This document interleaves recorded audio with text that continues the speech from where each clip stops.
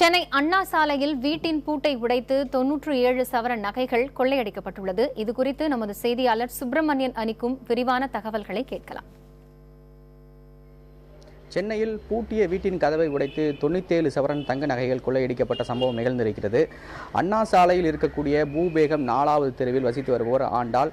இவர் கடந்த 3ஆம் தேதி திண்டுக்கல்லுக்கு சொந்த ஊருக்கு சென்றிருந்தார். இந்த நிலையில் அவரது வீட்டின் பூட்டின் கதவை உடைத்து கொள்ளையர்கள் 97 சவரன் தங்க நகைகளை கொள்ளையடித்து சென்றிருக்கிறார்கள்.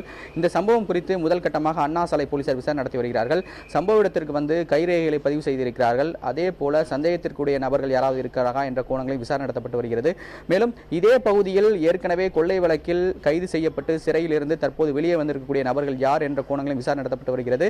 இதுபோன்ற கொள்ளை சம்பவங்களில் ஈடுபடக்கூடிய கொள்ளையர்கள் யார் என்ற கோணத்திலும் தனியாக விசாரணை நடத்தப்பட்டு வருகிறது. பழைய குற்றவாளிகளின் பட்டியலை கைப்பற்றி அண்ணா சாலை போலீசார் விசாரணை நடத்தி கொண்டிருக்கிறார்கள். மேலும் ஆண்டாளிடமும் விசாரணை நடத்தப்பட்டு வருகிறது. சம்பவம் எப்படி நடந்தது என்ற கோணங்களிலும் விசாரணை நடத்தப்பட்டு வருகிறது. எதற்காக இவர்கள் திண்டுக்கல் சென்றார்கள் என்ற கோணங்களும் விசாரணை நடத்தப்பட்டு வருகிறது.